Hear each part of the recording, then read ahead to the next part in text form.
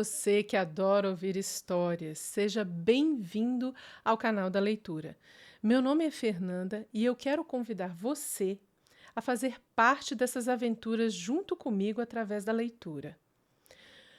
Vamos começar com o livro O Hobbit, de J.R.R. Tolkien, um capítulo de cada vez. Vamos lá? Uma festa inesperada. Numa toca no chão vivia um hobbit. Não uma toca nojenta, suja, úmida, cheia de pontas de minhocas e um cheiro de limo, nem tampouco uma toca seca, vazia, arenosa, sem nenhum lugar onde se sentar ou onde comer. Era uma toca de hobbit, e isso significa conforto. Ela tinha uma porta perfeitamente redonda, feita uma escotilha, pintada de verde, com uma maçaneta amarela e brilhante de latão exatamente no meio. A porta se abria para um corredor em forma de tubo, feito um túnel.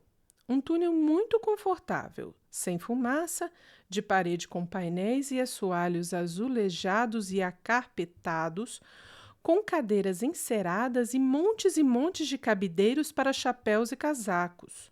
O hobbit apreciava visitas. O túnel seguia em frente, continuando quase, mas não totalmente, em linha reta pela encosta da colina. A colina, como toda a gente por muitas e muitas milhas ao redor a chamava, e muitas portinhas redondas se abriam a partir dele, primeiro de um lado, depois do outro. Nada de segundo andar para o hobbit. Quartos, banheiros, adegas, despensas, muitas dessas, armários. Ele tinha cômodos inteiros dedicados a roupas. Cozinha, sala de jantar, todos ficavam no mesmo andar e, de fato, na mesma passagem. Os melhores cômodos estavam todos do lado esquerdo de quem entrava, pois esses eram os únicos a ter janelas fundas e redondas que davam para o jardim dele e para os prados mais distantes que desciam até o rio. Esse era um hobbit muito bem de vida, e seu nome era Bolseiro. Os bolseiros tinham vivido na vizinhança de A Colina desde tempos imemoriais, e as pessoas os consideravam muito respeitáveis. Não apenas porque a maioria deles era rica, mas também porque nunca participavam de aventuras nem faziam nada inesperado. Dava para saber o que um bolseiro diria sobre qualquer questão sem o incômodo de perguntar a ele. Esta é a história de como um bolseiro participou de uma aventura e se descobriu fazendo e dizendo coisas de todo inesperadas. Ele pode ter perdido o respeito dos vizinhos, mas ganhou... bem, você vai ver se ele ganhou alguma coisa no final. A mãe desse nosso hobbit em particular, o que é um hobbit? Suponho que os hobbits exijam algum tipo de descrição hoje em dia, já que se tornaram raros e arredios em relação ao povo grande, como nos chamam. Eles são, ou eram, um povo pequeno, com cerca de metade da nossa altura e menores do que os anãos barbados. Hobbits não têm barba.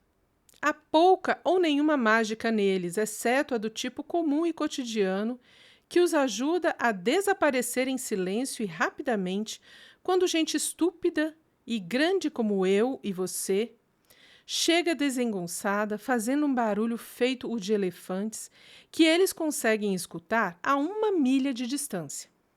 Têm inclinação a serem gordos na barriga, vestem-se com cores vivas, principalmente verde e amarelo.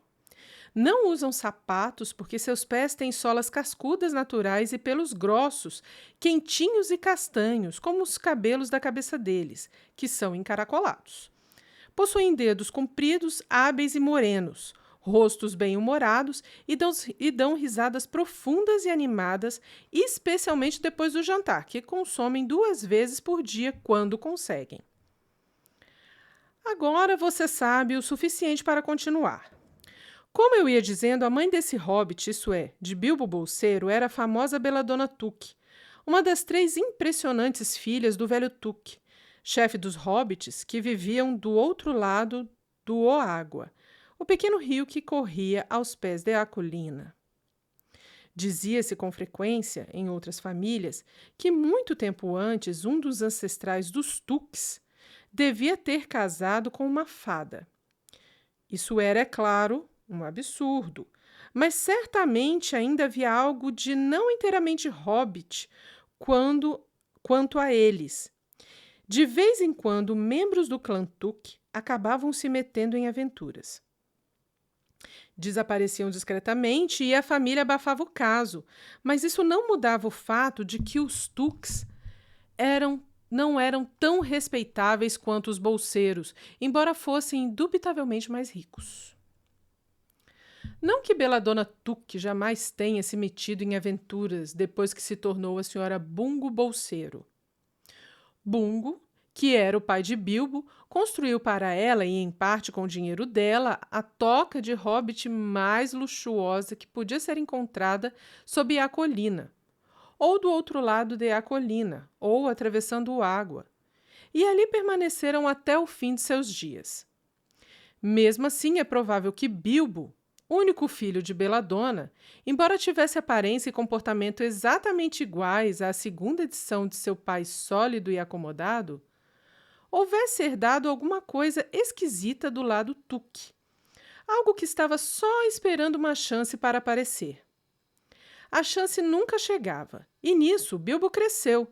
Chegou aos 50 anos de idade e continuou vivendo na linda toca de hobbit construída por seu pai, que acabei de descrever a você, até que, na verdade, parecia ter sossegado a ponto de ficar imóvel. Por algum acaso curioso, em certa manhã muito tempo atrás, na quietude do mundo, quando havia menos barulho e mais verde, e os hobbits ainda eram numerosos e prósperos, e Bilbo estava de pé à porta depois do desejum, fumando um cachimbo de madeira enormemente comprido que quase chegava aos seus dedos dos pés peludos, cuidadosamente escovados. Gandalf apareceu. Gandalf? Se você tivesse ouvido só um quarto do que já ouvi sobre ele, e eu só ouvi muito pouco do que há para se ouvir, estaria preparado para qualquer tipo de história impressionante. Histórias e aventuras brotavam por todo lado aonde quer que ele fosse, da maneira mais extraordinária. Ele não tinha passado por aquelas partes sob a colina por anos e anos, não desde que seu amigo, o velho Tuque, tinha morrido, e os hobbits quase haviam se esquecido de sua aparência. Tinha viajado para o outro lado de a colina e cruzado a água para resolver assuntos seus, desde que todos eram pequenos meninos hobbits e meninas hobbits. Tudo o que o desavisado Bilbo viu naquela manhã foi um velho com um cajado. Tinha um chapéu azul alto e pontudo, um longo manto cinzento, uma echarpe prateada por cima, da qual sua longa barba branca chegava até abaixo da cintura, e imensas botas pretas. Bom dia, disse Bilbo, e era verdade. O sol estava brilhando, a grama estava muito verde, mas Gandalf olhou para ele debaixo de suas sobrancelhas longas e hirsutas, que se projetavam mais para a frente do que a aba do seu grande chapéu. O que quer dizer? Perguntou. Está me desejando um bom dia? Ou quer dizer que é um bom dia, quer eu queira ou não, ou que você se sente bem nesse dia, ou que é um bom dia para ser bom? Tudo isso de uma vez, disse Bilbo. E é um dia muito bom para encher o cachimbo de tabaco ao ar livre de quebra. Se trouxe um cachimbo, sente-se e pegue um pouco do meu tabaco. Não há pressa. Temos o dia inteiro diante de nós. Então Bilbo se sentou num banco ao lado da porta, cruzou as pernas e soprou um belo anel cinzento de fumaça que saiu navegando pelo ar sem se desfazer e flutuou para longe sobre a colina. Muito bonito, disse Gandalf. Mas não tenho tempo para soprar anéis de fumaça nessa manhã. Estou procurando alguém para tomar parte numa aventura que estou arranjando, e é muito difícil achar gente. Imagino que sim, nessas partes. Somos gente simples e quieta, não queremos saber de aventuras. Coisas desagradáveis, perturbadoras e desconfortáveis fazem o sujeito se atrasar para o jantar. Não consigo imaginar o que alguém vê nelas, disse o nosso senhor bolseiro, e enfiou um dedão debaixo dos suspensórios e soprou outro anel de fumaça ainda maior. Então pegou suas cartas da manhã e começou a ler, fingindo não prestar mais atenção no velho. Tinha decidido que ele não era bem da sua turma e queria que fosse embora. Mas o velho não se mexeu. Ficou apoiado no seu bastão, olhando para o hobbit sem dizer nada, até que Bilbo começou a se sentir desconfortável e até um pouco contrariado. Bom dia, disse ele por fim. Não queremos nenhuma aventura por aqui. Obrigado. Pode tentar do outro lado de a colina, ou atravessando a água. Com isso, queria dizer que a conversa estava acabada. Você usa esse bom dia para um monte de coisas, disse Gandalf. Agora significa que quer se livrar de mim e que o dia não vai ser bom até eu sair daqui. De modo algum, meu caro senhor. Deixe-me ver. Não acho que eu saiba seu nome. Sim, meu caro senhor. E eu sei seu nome, senhor Bilbo Bolseiro. E você sabe meu nome sim, embora não se lembre que eu pertenço a ele. Eu sou Gandalf, e Gandalf quer dizer eu. E pensar que eu haveria de viver para receber um bom dia do filho de Belladonna Took, como se eu estivesse vendendo botões de porta em porta. Gandalf, ora viva! Não o mago viajante que deu ao velho Tuque um par de abotoadoras mágicas de diamante que se prendiam sozinhas e nunca se soltavam a não ser que fosse ordenado? Não o camarada que costumava contar tantas histórias maravilhosas em festas sobre dragões e goblins e gigantes e o resgate de princesas e a sorte inesperada de filhos de viúvas? Não o homem que costumava fazer fogos de artifício tão particularmente excelentes. Eu me lembro desses. O velho Tuque costumava soltá-los na véspera do meio do verão. Esplêndidos. Costumavam explodir feito grandes lírios e bocas de leão e laburnos de fogo e ficar pendurados no crepúsculo por todo o anoitecer. Você já deve ter notado que o senhor bolseiro não era tão banal quanto gostava de acreditar, e que também tinha um forte apreço por flores. Que coisa, continuou. Não o Gandalf que foi responsável por levar tantos rapazes e raparigas tranquilos a desaparecer na longura em aventuras desvairadas? Todo tipo de coisa, de escalar árvores a visitar elfos ou navegar em navios, navegar para outras costas. Minha nossa, a vida costumava ser bem você costumava bagunçar as coisas demais nessas partes tempos atrás. Perdoe-me, mas não tinha ideia de que ainda estava em serviço. Onde mais eu estaria? Disse o mago. De todo modo, agrada-me descobrir que você recorda algo a meu respeito. Parece recordar meus fogos de artifício com carinho. De qualquer modo, isso não é mau sinal. De fato, em consideração ao seu avô Tuque e à pobre Belladonna, vou dar a você o que pediu. Perdoe-me, não pedi nada. Sim, pediu, 2 vezes já. Meu perdão. Está dado. De fato, irei mais longe e vou incluí-lo nessa aventura. Muito divertida para mim, muito boa para você. E lucrativa também, muito provavelmente se chegar a concluí-la. Desculpe, não quero aventura nenhuma, obrigada. Hoje não, bom dia. Mas por favor apareça para o chá, na hora que quiser. Por que não amanhã? Venha amanhã. Adeus. Com isso o hobbit se virou e passou rapidinho por sua porta verde redonda e a trancou tão velozmente quanto era possível sem parecer rude. Magos, afinal, são magos. Por que raios eu o convidei para o chá? Disse a si mesmo enquanto ia para a despensa. Tinha acabado de fazer o de jejum, mas achou que um bolo ou 2 e algo para beber iam lhe fazer bem depois daquele susto. Gandalf, nesse meio tempo, ainda estava de pé do lado de fora da porta, rindo baixinho sem parar. Depois de algum tempo, chegou mais perto e, com o esporão do seu cajado, rabiscou um sinal esquisito na linda e verde porta da frente do hobbit.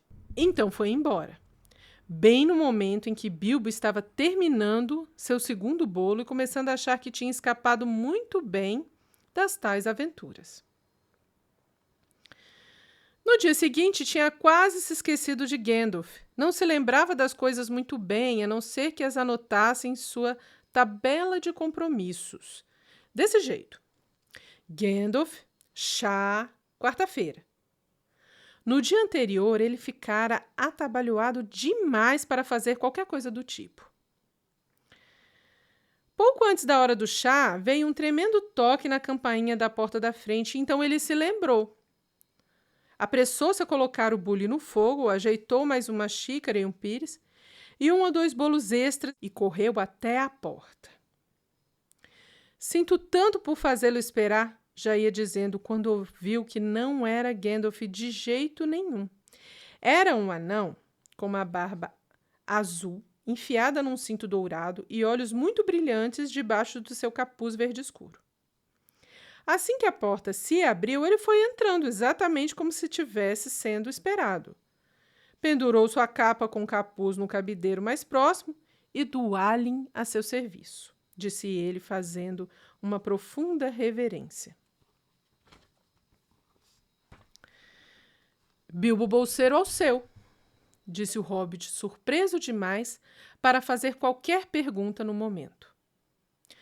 Quando o silêncio que se seguiu já tinha ficado desconfortável, acrescentou: Estou prestes a tomar chá. Por favor, venha tomar comigo. Um pouco desajeitado, talvez, mas a intenção era boa. E o que você faria se um anão não convidado aparecesse e pendurasse suas coisas no seu corredor sem uma só palavra de explicação? Não fazia muito tempo que estavam à mesa. De fato, mal tinham chegado ao terceiro bolo, quando veio outro toque ainda mais alto da campainha. Com licença, disse o hobbit, e lá se foi para a porta. Então você chegou aqui afinal. Isso era o que ele ia dizer a Gandalf dessa vez, mas não era Gandalf. Em vez dele havia um anão que parecia muito velho na soleira, com uma barba branca e um capuz escarlate, e também ele pulou para dentro assim que a porta se abriu, como se tivesse sido convidado. Vejo que eles já começaram a chegar, disse quando reparou no capuz verde de Dualin pendurado ali. Pendurou seu capuz vermelho do lado e, Balin, a seu serviço, disse ele com a mão no peito. Obrigado, disse Bilbo engasgando. Não era coisa correta a se dizer, mas os já começaram a chegar o deixara muito atabalhoado. Gostava de visitantes, mas também gostava de conhecê-los antes que chegassem e preferia que ele próprio os convidasse. Passara-lhe pela cabeça a horrível ideia de que os bolos pudessem não dar para todos, e então ele, como anfitrião, conhecia o seu dever e o seguia à risca, por mais que fosse doloroso, poderia ter que ficar sem nenhum. Vamos entrando, venha tomar um pouco de chá, conseguiu dizer depois de tomar bastante fôlego. Um pouco de cerveja me cairia melhor se não houver problema, meu bom senhor, disse Balin, com sua barba branca. Mas não seria mal comer um pouco de bolo de semente, se você tiver algum. Vários, Bilbo se ouviu respondendo para sua própria surpresa. E se viu sair correndo também rumo à adega para encher uma caneca de cerveja, e depois até uma das despensas para pegar 2 lindos bolos de sementes redondos que tinha assado naquela tarde para beliscar depois da ceia. Quando voltou, Balin e Dwalin estavam conversando à mesa como velhos amigos. Na verdade, eles eram irmãos.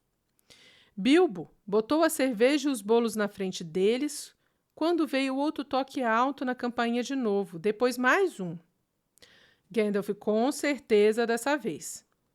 Pensou enquanto bufava pelo corredor, mas não era. Eram mais 2 anãos, ambos com capuzes azuis, cintos prateados e barbas louras, e cada um deles carregava um saco de ferramentas e uma pá. Foram entrando assim que a porta começou a se abrir. Bilbo mal ficou surpreso. "O que posso fazer por vocês, meus anãos?" disse ele. "Kili a seu serviço", disse o primeiro. "E Fili", acrescentou o outro. Ambos arrancaram seus capuzes azuis e se inclinaram. "Ao seu e ao de sua família", replicou Bilbo, recordando suas boas maneiras desta vez. "Dwalin e Balin já estão aqui, pelo que vejo", disse Kili. "Vamos nos juntar ao bando." "Bando?", pensou o Sr. Bolseiro. "Não gosto de como isso soa.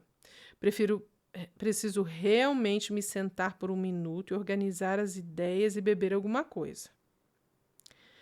Tinha acabado de beber um gole no cantinho enquanto os 4 anãos se sentavam ao redor da mesa e falavam de minas de ouro e problemas com os goblins e das depredações dos dragões e de montes de outras coisas que ele não entendia e não queria entender, pois soavam aventurosas demais. Quando blim, blim, Lindem! A campainha soou de novo, como se algum menino hobbit levado estivesse tentando arrancar a corda. "Alguém está à porta", disse ele, piscando. "Alguéms." "Uns 4, diria pelo som", comentou Fili. "Além disso, nós os vimos chegando atrás de nós de longe." O pobre hobbit se sentou no corredor, colocou a mão na cabeça entre as mãos e se perguntou o que tinha acontecido, o que ia acontecer e se todos eles iam ficar para a ceia. Então a campainha tocou de novo, mais alta do que nunca, e ele teve que correr até a porta. Não eram 4, afinal, eram 5. Outro anão tinha chegado enquanto ele ficara matutando no corredor. Mal tinha virado a maçaneta quando viu que todos entrarem, curvando-se e dizendo a seu serviço, um depois do outro: Dori, Nori, Ori, Oin e Glóin eram seus nomes.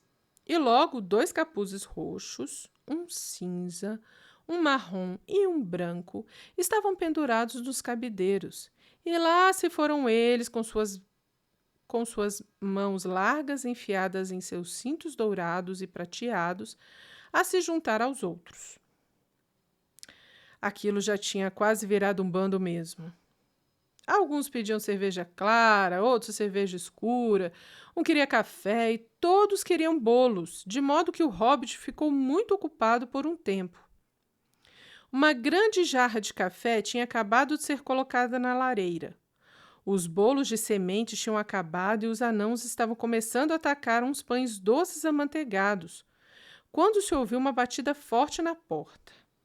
Não um toque de campainha, mas um pá, pá, duro na linda porta verde do hobbit.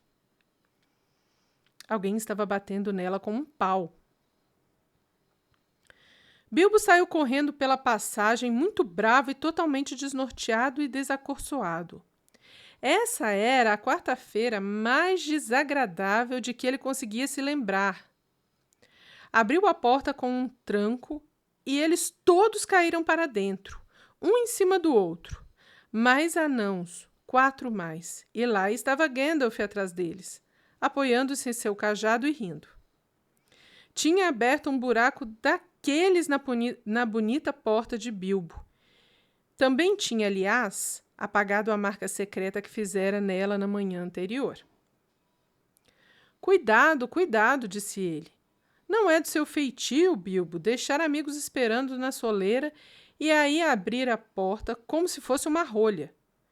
Permita-me apresentar Bifur, Bofur, Bombur e especialmente Thorin. A seu serviço, disseram Bifur, Bofur e Bombur, ficando de pé em fila.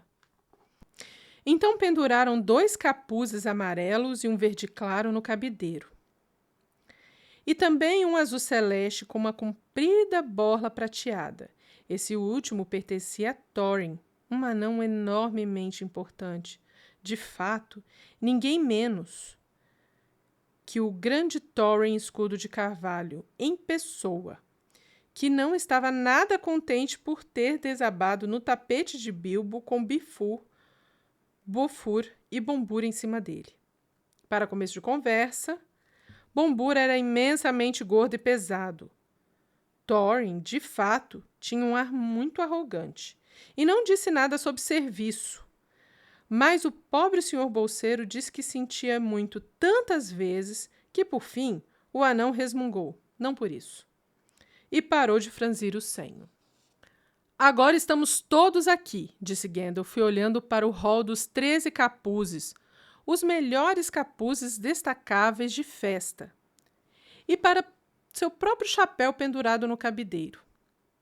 Isso é que é reunião alegre.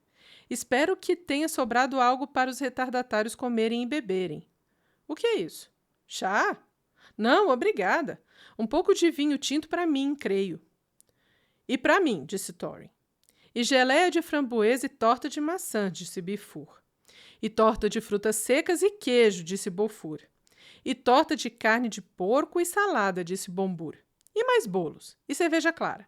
E café se não se importa, gritaram da porta os outros anãos. Ponha mais uns ovos para cozinhar, meu bom camarada, gritou Gandalf atrás dele, enquanto o hobbit saiu pisando duro rumo às despensas. E veja se traz o frango e os picles. Parece que ele sabe tanto sobre o interior da minha cozinha quanto eu mesmo, pensou o senhor bolseiro, que estava se sentindo positivamente destemperado e começava a temer que uma aventura das mais danadas tivesse chegado justamente à sua casa.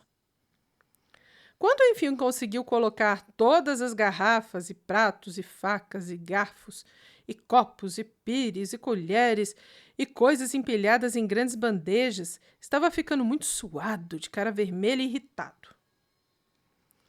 Que embrulhada e que apoquentação são esses anãos, disse em voz alta. Por que eles não vêm me dar uma mãozinha? Não mais que de repente.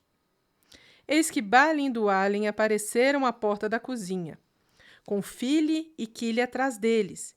E antes que Bilbo conseguisse dizer faca, eles já tinham levado as bandejas e um par de pequenas mesas para a sala de visitas e arrumado tudo.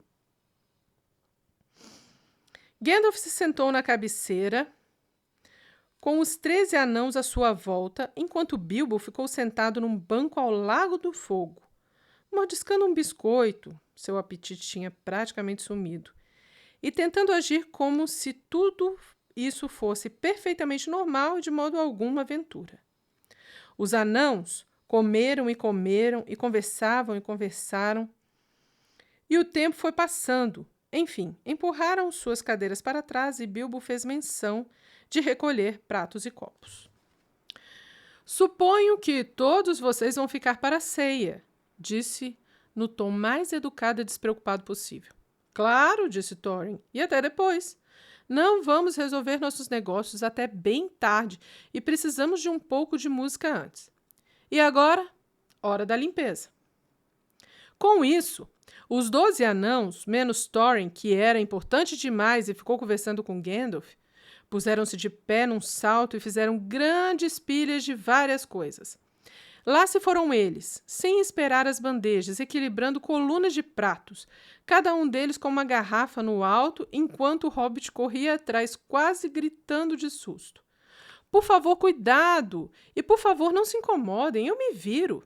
Mas os anãos apenas começaram a cantar. Bata copo e prato na porta, sem gume a faca e torto o garfo. Eis que Bilbo não suporta, nas garrafas desça o sarrafo. Rasgue o pano e pise na banha, derrame o leite no assoalho. Ossos no chão ninguém apanha, e o vinho no piso eu espalho. Jogue as xícaras nas panelas, bata tudo com um pilão. E se enfim sobrar uma delas, é só girá-la até o salão. Eis que Bilbo não suporta, alto lá com os pratos na porta. É claro que eles não fizeram nenhuma dessas coisas horríveis, mas foram limpando tudo e guardando a louça em segurança, rápidos feito raio, enquanto o hobbit ficava de lá para cá na cozinha tentando ver o que estavam fazendo. Então voltaram para a sala de estar e encontraram Thorin, com os pés esticados perto da lareira, fumando um cachimbo. Estava bafejando enormíssimos anéis de fumaça, e onde quer que ele mandasse um deles ir, o anel ia. Subia a chaminé ou passava atrás do relógio na cornija da lareira, ou debaixo da mesa, ou dava voltas no teto, mas aonde quer que fosse, não era rápido o suficiente para escapar de Gandalf. Puf!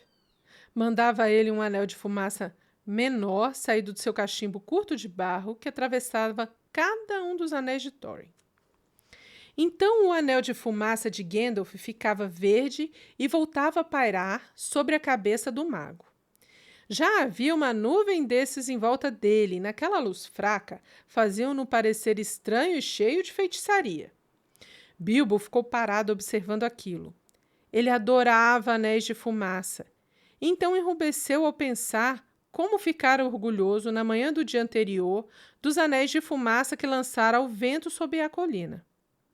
Agora, um pouco de música, disse Thorin. Peguem os instrumentos.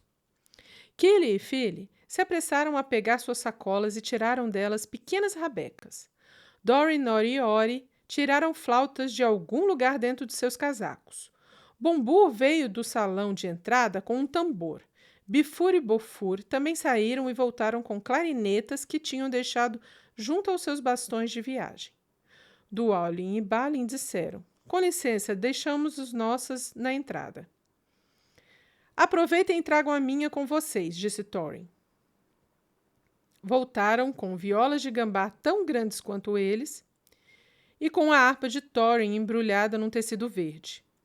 Era uma linda harpa dourada, e quando Thorin a tangeu, a música começou de improviso, tão repentina e doce, que Bilbo esqueceu todo o resto e foi arrastado para terras escuras, sob luas estranhas, muito além do água e muito longe de sua toca de hobbit, sob a colina. A escuridão chegava à sala vinda da pequena janela que se abria na encosta da colina. O fogo bruxuleava, era abril, e eles continuavam a tocar, enquanto a sombra da barba de Gandalf oscilava contra a parede. A escuridão encheu toda a sala, e o fogo foi morrendo, e as sombras se perderam, e eles continuavam a tocar. E, de repente, primeiro um deles e depois o outro e mais outro começaram a cantar, enquanto tocavam.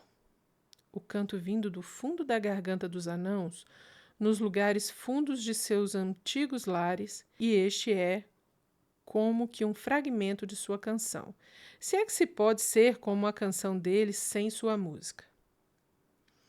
Além dos montes em nevoeiro, pras masmorras sem prisioneiro, vamos embora, antes da aurora, buscar nosso ouro feiticeiro. De anãos antigos a magia, em seus martelos se fazia. Numa cava a treva sonhava, no oco salão da encosta fria. Pro nobre elfo e rei antigo, ao brilho belo do ouro amigo, deram forma com a luz que adorna, joias que em arma têm abrigo. Em colar de prata puseram, astros em flor, laurel fizeram, com luz feroz de Draco atroz, o sol e a lua em fio trançaram. Além dos montes em nevoeiro, pras masmorras sem prisioneiro, vamos embora antes da aurora, lembrai-vos do ouro feiticeiro. No breu moldaram muitos cálices, harpas de ouro, canções múltiplices, feitas ali, sem gente ouvir, elfo ou homem, só os aurífices. Pinhais rugiam nas alturas, ventos gemiam nas lonjuras. Rubro fogo, sem desafogo, fez de tochas as copas duras. Sinos soaram no valão, e os homens viram o clarão. Do Draco a ira, fera pira, torres e casas pôs no chão. Ardeu o monte sobre a lua, aos anãos coube a sina sua. Foi-se o salão de supetão aos pés do monstro sob a lua. Além dos frios montes escuros, pros grandes calabouços duros, vamos embora, antes da aurora, recobrar ouro em nossos muros. Enquanto cantavam, o hobbit sentia o amor pelas coisas belas feitas por mão ou por engenho, e por magia atiçando-se em suas entranhas, um amor feroz e ciumento, o desejo dos corações dos anãos. Então uma coisa típica dos Tuques despertou dentro de Bilbo, e ele desejou partir, e ver as grandes montanhas, e ouvir o balouçar dos pinheiros e as quedas d'água, explorar as cavernas e usar uma espada em vez de um bastão de caminhada. Olhou para fora pela janela. As estrelas tinham aparecido no céu escuro acima das árvores. Pensou nas joias dos anãos brilhando em cavernas escuras. De repente, na mata, além do oágua, uma chama saltou. Provavelmente alguém acendendo uma fogueira. E ele imaginou dragões, saqueadores pousando em sua colina tranquila e devorando-a com suas chamas. Estremeceu e, mais do que depressa, voltou a ser o simples senhor bolseiro de Bolsão, Sotomonte, outra vez. Levantou-se tremendo. Tinha menos que meia intenção de pegar a lamparina e mais do que meia intenção de fingir que ia fazer isso e se esconder atrás dos barris de cerveja na adega e não sair dali até que todos os anãos tivessem ido embora. De repente percebeu que a música e o canto tinham parado e que todos estavam olhando para ele com olhos que luziam no escuro. Onde está indo? Disse Thorin num tom que parecia mostrar que adivinhara as ambas meias intenções do hobbit. Quinta um pouco de luz, disse Bilbo como quem se desculpa. Gostamos do escuro, disseram todos os anãos.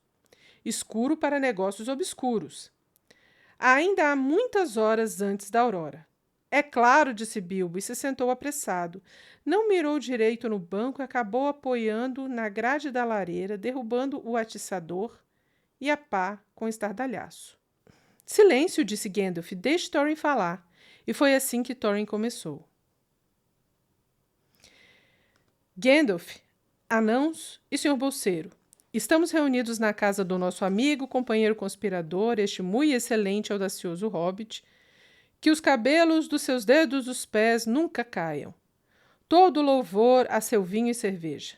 Ele fez uma pausa para tomar fôlego e para que o hobbit fizesse um comentário educado, mas os elogios praticamente foram jogados fora no caso do pobre Bilbo Bolseiro, que estava mexendo a boca em protesto por ser chamado de audacioso. E o pior de tudo, companheiro conspirador, embora nenhum som saísse, já que ele estava desacorçoado. Assim, Thorin continuou. Encontramo-nos para discutir nossos planos, nossos métodos, meios, abordagens e estratégias. Havemos de começar em breve, antes que rompa amanhã, nossa jornada. Uma jornada da qual alguns de nós, ou talvez todos nós, exceto nosso amigo e conselheiro engenhoso mago Gandalf, podem nunca retornar. É um momento solene. Nosso objetivo é, creio eu, bem conhecido de todos nós.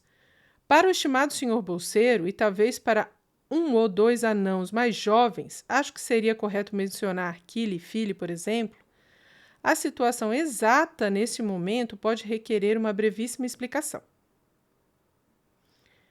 Esse era o estilo de Thorin.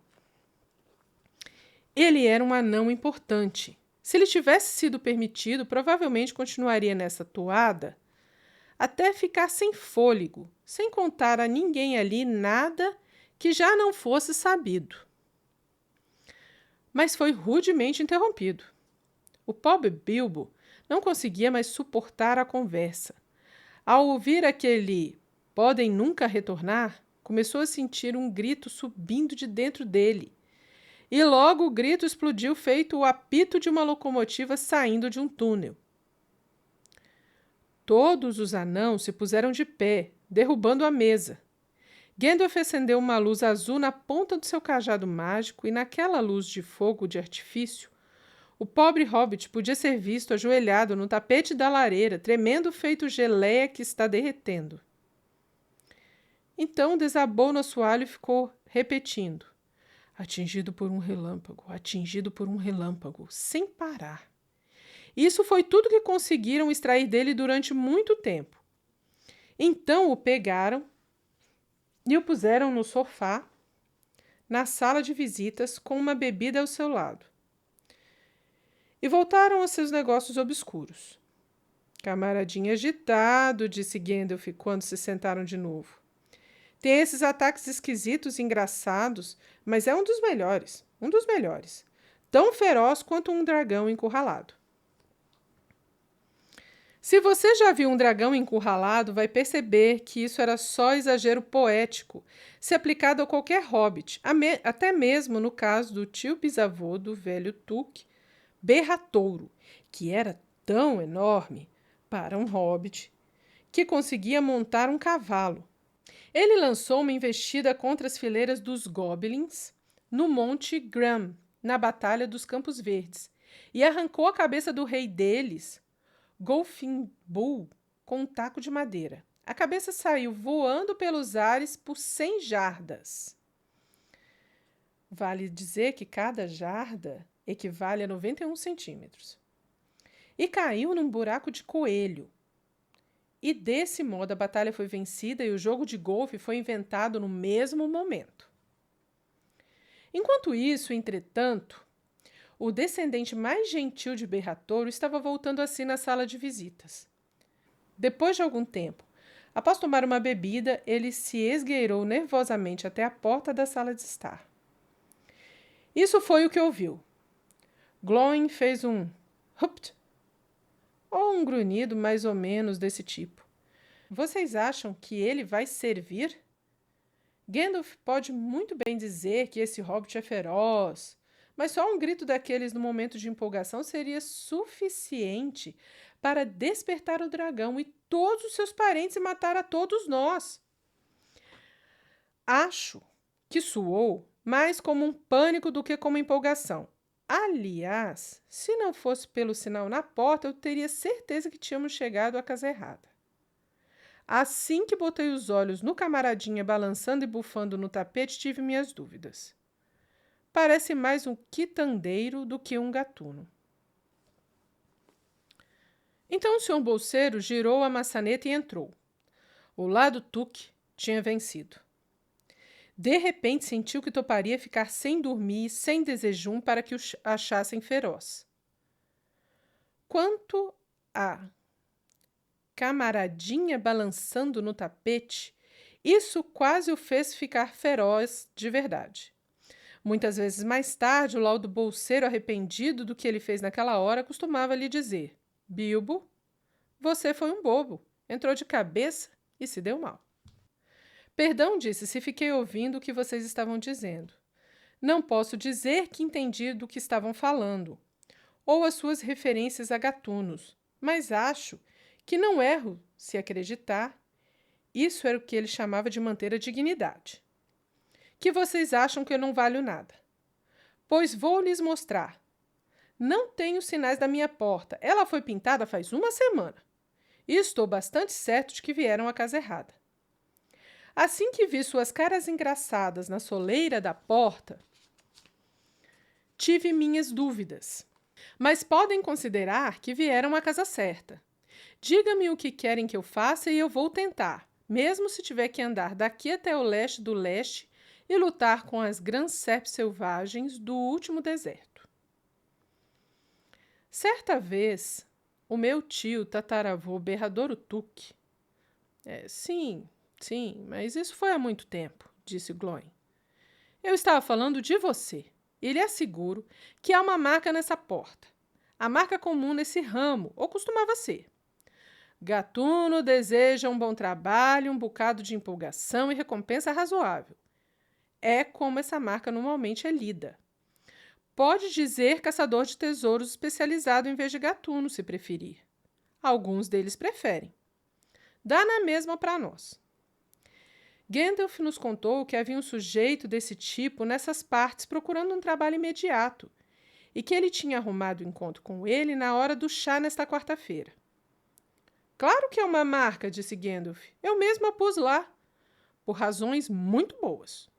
Vocês me pediram para achar o 14º homem da sua expedição e eu escolhi o Sr. Bolseiro. Quero só ver alguém dizendo que escolhi o homem errado ou a casa errada e vocês podem ficar com apenas 13 homens e ter toda a má sorte que quiserem. Ou então voltar a minerar carvão. Olhou tão feio para Glóin que o anão se encostou de novo na sua cadeira e quando o Bilbo tentou abrir a boca para fazer uma pergunta, Gandalf se virou para ele, franziu o senho e projetou suas sobrancelhas hirsutas até que Bilbo fechou bem a boca com um estalo. É isso mesmo, disse Gandalf. Chega de discussão. Escolhi o Sr. Bolseiro e isso deveria ser suficiente para todos vocês. Se digo que ele é um gatuno é o que ele é, ou será, quando a hora chegar. Há muito mais nele do que vocês acham e um bocado mais do que ele próprio imagina. Vocês todos ainda hão de viver, possivelmente, para me agradecer por isso. Agora, Bilbo, meu rapaz, pegue a lamparina e lancemos alguma luz sobre isso. Sobre a mesa, à luz de uma grande lamparina, com um anteparo vermelho, se abriu um pedaço de pergaminho que lembrava um mapa. Foi feito por Tror, seu avô, Thorin, disse ele em resposta às perguntas empolgadas dos anãos. É uma planta da montanha. Não vejo como isso vai nos ajudar muito, disse Thorin, desapontado, depois de dar uma olhada. Lembro-me bastante bem da montanha e das terras em volta dela. E sei onde fica Treva-mata, assim como o Ursal Seco, onde os grandes dragões procriavam. Há um dragão marcado em vermelho na montanha, disse Balin, mas será bem fácil achá-lo sem isso se algum dia chegarmos lá. Há um ponto que vocês não notaram, disse o mago, e é a entrada secreta. Veem a runa ao lado oeste e a mão apontando para ela, perto das outras runas? Isso marca uma passagem oculta para os salões inferiores. Veja o mapa na folha de guarda e você verá as runas em vermelho. Pode ter sido secreta antes, disse Thorin, mas como sabemos que ainda é secreta? O velho Smaug já vive ali há tempo suficiente para ter descoberto tudo o que há para saber acerca daquelas cavernas. Pode ser. Mas ele não teria como usá-la durante esses anos todos. Por quê? Porque é pequena demais. 5 pés de altura a porta e 3 podem entrar lado a lado, dizem as runas. Mas Smaug não conseguiria se enfiar num buraco desse tamanho, nem mesmo quando era um dragão jovem. E certamente não depois de devorar tantos anãos e dos homens de vale. Para mim parece uma toca enorme, berrou Bilbo, que não tinha experiência com dragões, só com tocas de hobbit. Estava ficando empolgado e interessado de novo, de modo que esqueceu de ficar de boca fechada. Adorava mapas. E em seu corredor estava pendurado um grande do campo em volta, com todas as suas caminhadas favoritas marcadas nele com tinta vermelha. Como uma porta tão grande poderia continuar em segredo para todos os que estão fora, além do dragão? Perguntou. Ele era só um pequeno hobbit, lembre-se. De muitas maneiras, disse Gandalf. Mas, de que maneira ela ficou escondida, nós não sabemos sem ir até lá para ver. Do que se diz no mapa, eu imaginaria que há uma porta fechada que foi feita para ter a aparência exata da encosta da montanha. Esse é o método usual dos anãos. Acho que está correto, não? Bastante correto, disse Thorin. Além disso, continuou Gandalf, esqueci de mencionar que com o mapa veio uma chave. Uma chave pequena e curiosa. Aqui está, disse ele, e deu a Thorin uma chave com um cabo comprido e entalhes intrincados, feita de prata. Guarde-a bem. É o que farei, disse Thorin, e a prendeu numa corrente fina que estava pendurada no seu pescoço e ficava debaixo de sua jaqueta. Agora as coisas estão ficando mais promissoras. Essa notícia faz com que tudo pareça melhor. Até agora, não tivemos ideia clara do que fazer. Pensamos em ir para leste do modo mais discreto e cuidadoso que pudéssemos, até chegar ao Lago Longo. Depois disso, os problemas começariam. Começariam muito antes disso, se conheço algo nas estradas para o leste, interrompeu Gandalf. Poderíamos partir de lá ao longo do Rio Rápido, continuou Thorin, sem lhe dar atenção. E assim chegar às ruínas de Vale, a velha cidade no vale sobre a sombra da montanha. Mas nenhum de nós gostou da ideia de entrar pelo portão da frente. O rio passa por ele através da grande encosta no sul da montanha, e é dele que o dragão sai também. Com muita frequência, a não ser que ele tenha mudado seus hábitos. Isso não prestaria, disse o mago. Não sem um guerreiro poderoso, até mesmo um herói. Tentei achar um, mas os guerreiros estão ocupados lutando uns contra os outros em terras distantes. E nessa vizinhança, os heróis são escassos ou simplesmente não existem. As espadas nessas partes em geral estão sem gume. Os machados são usados em árvores e os escudos como berços ou coberturas de pratos. E os dragões estão a uma distância confortável e, portanto, são lendários. Foi por isso que decidi empregar gatunagem, especialmente quando recordei a existência de uma porta lateral. E aqui está o nosso pequeno Bilbo Bolseiro, o gatuno escolhido e selecionado. Então vamos continuar e fazer alguns planos. Pois muito bem, disse Thorin. Vamos supor que o gatuno especialista nos dê algumas ideias ou sugestões. Virou-se com gentileza fingida para Bilbo. Primeiro, eu gostaria de saber um pouco mais sobre as coisas, disse Bilbo, sentindo-se todo confuso e um pouco trêmulo por dentro. Mas por enquanto ainda determinado, ao modo dos Tuques, a ir adiante. Quero dizer, sobre o ouro e o dragão e tudo isso, e como foi parar lá, e quem pertence ao tesouro e coisa e tal. Céus, disse Thorin, você não está vendo um mapa? E não escutou a nossa canção? E será que já não estamos falando sobre tudo isso faz horas? De todo modo, gostaria que tudo ficasse direto e claro, disse ele obstinadamente, usando sua postura de negócios, normalmente reservada para pessoas que tentavam emprestar dinheiro dele, e fazendo seu melhor para parecer sábio e prudente e profissional, e corresponder à recomendação de Gandalf. Além disso, também gostaria de saber sobre riscos, despesas imediatas, tempo requerido e remuneração, e assim por diante. Com o que ele queria dizer? O que eu vou ganhar com isso? Eu vou sair vivo dessa? Oh, muito bem, disse Thorin. Há muito no tempo de meu avô Tror, nossa família foi expulsa do norte distante e retornou com toda a sua riqueza e suas ferramentas a essa montanha no mapa. Tinha sido descoberta para o meu ancestral distante, Train, o Velho, mas após esse retorno, eles mineraram e abriram túneis e fizeram salões imensos e oficinas maiores. E além disso, creio que encontraram uma bela quantidade de ouro e muitíssimas joias também. De qualquer modo, ficaram imensamente ricos e famosos, e meu avô se tornou rei sob a montanha de novo, sendo tratado com grande reverência pelos homens mortais que viviam ao sul e estavam gradualmente se espalhando o rio rápido acima, até o vale sobre a sombra da montanha. Eles construíram a alegre cidade de Vale, ali naqueles dias. Reis costumavam convocar nossos ferreiros e recompensar até os menos hábeis muito ricamente. Pais imploravam que fizéssemos de seus filhos nossos aprendizes e nos pagavam regiamente especial em suprimentos de comida, que nunca nos preocupávamos em produzir ou achar por nós mesmos. Em resumo, aqueles eram bons dias para nós, e os mais pobres entre nós tinham dinheiro para gastar e emprestar.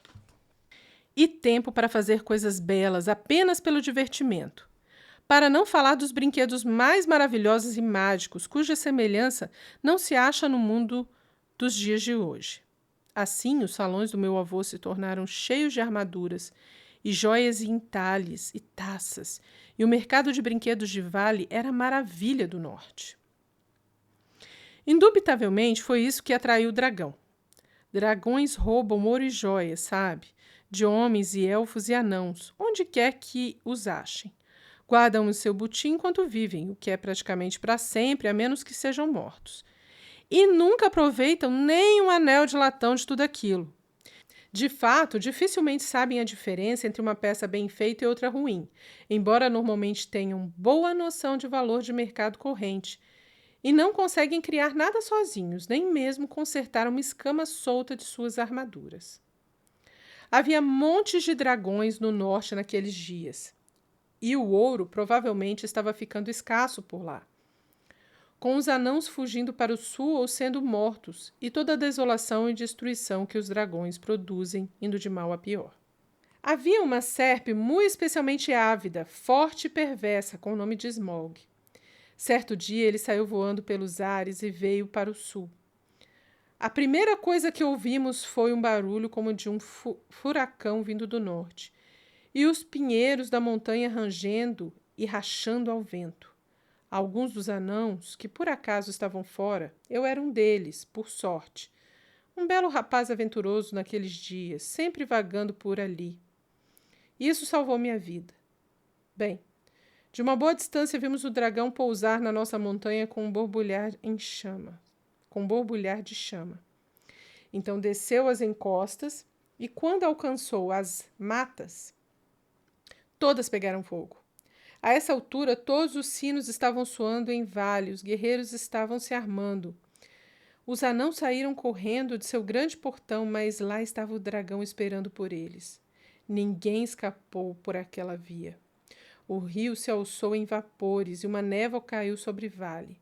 E na névoa o dragão veio sobre eles e destruiu a maioria dos guerreiros. A velha e triste história, por demais comum naqueles dias. Então ele voltou e se esgueirou pelo portão da frente e devastou todos os salões. E alamedas e túneis e becos e adegas e mansões e passagens. Depois disso não havia mais anãos vivos do lado de dentro. E ele tomou toda a riqueza deles para si. Provavelmente, já que é assim que os dragões agem, ele empilhou tudo num grande monte, no fundo da montanha, e dorme em cima dele como se fosse uma cama. Mais tarde, costumava sair rastejando do grande portão e vir à noite a vale, e levar pessoas embora, especialmente donzelas, para comer, até que Vale ficou arruinada e todo o povo morreu ou se foi.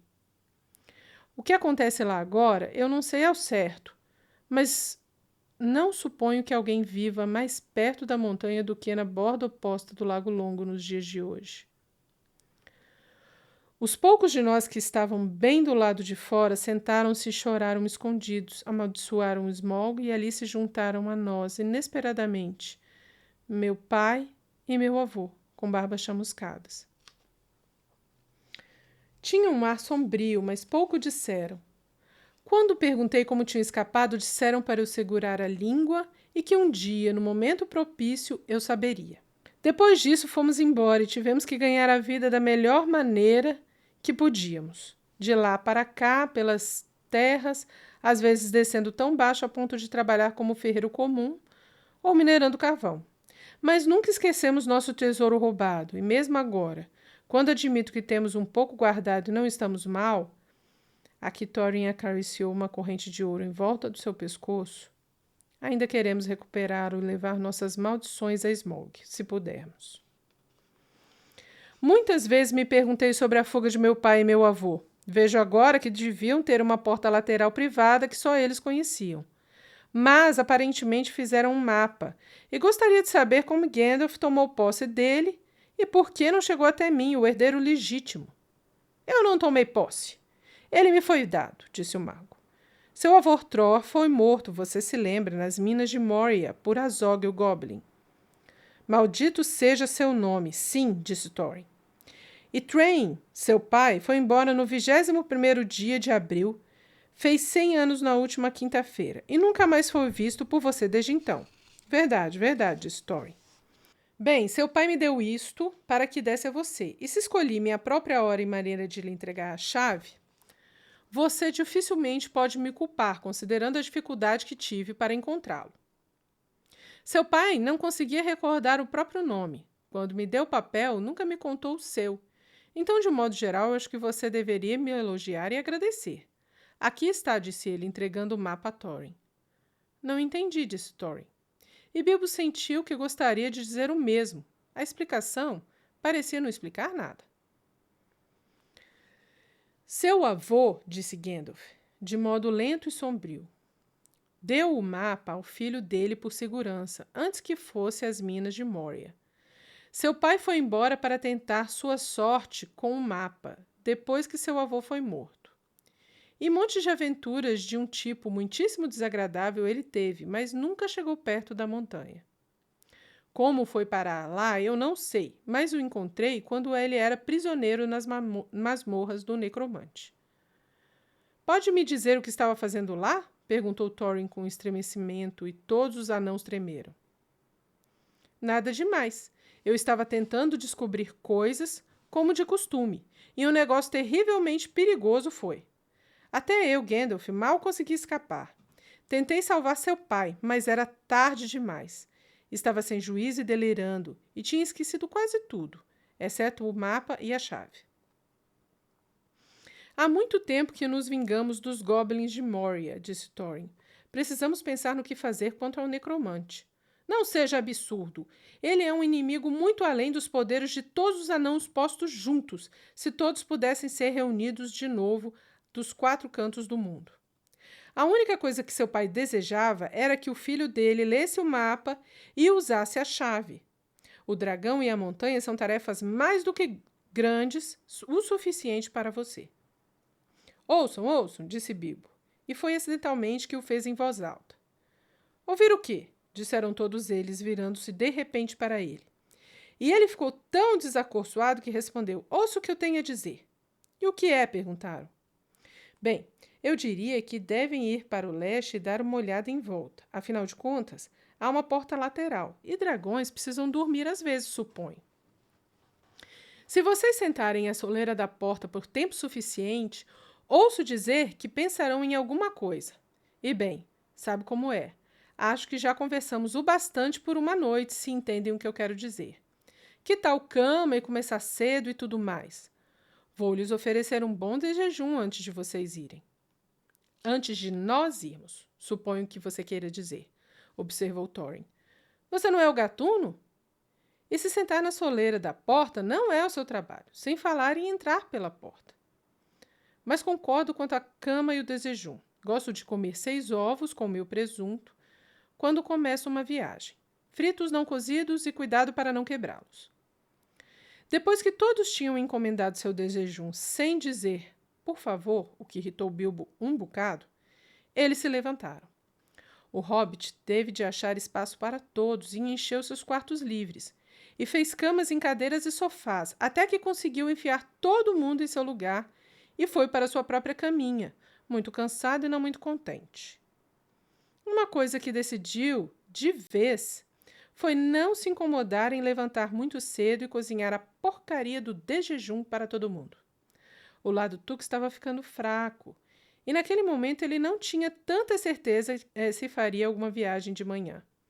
Já deitado na cama, podia ouvir Thorin ainda murmurando para si mesmo no melhor quarto, ao lado do dele.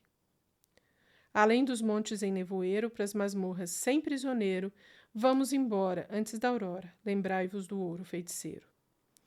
Bilbo foi dormir com aquilo em seus ouvidos, o que lhe trouxe sonhos muito desconfortáveis. Já era bem depois da aurora, quando ele acordou.